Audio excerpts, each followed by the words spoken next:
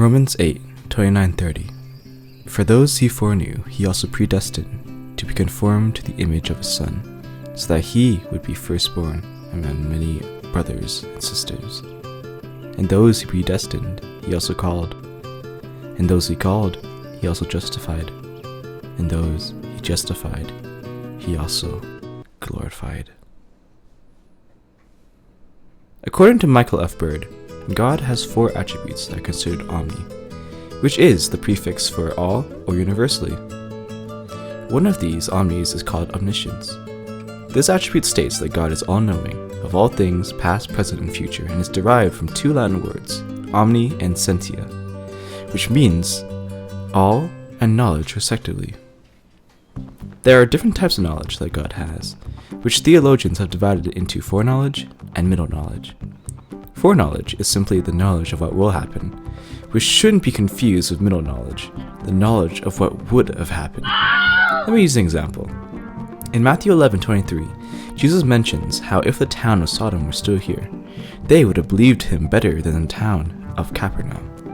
As Jesus is God, this shows that he knew what would have happened, the middle knowledge.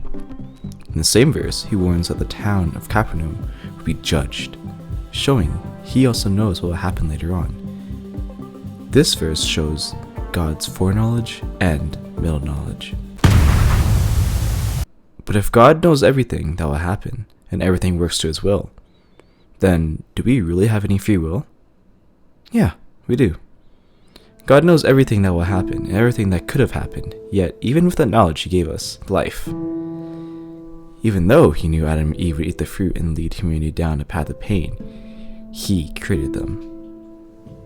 And he made them out of love. He gave them a choice not to sin. We can deny God's truth, and even if we do, God will probably use someone else to do what we didn't.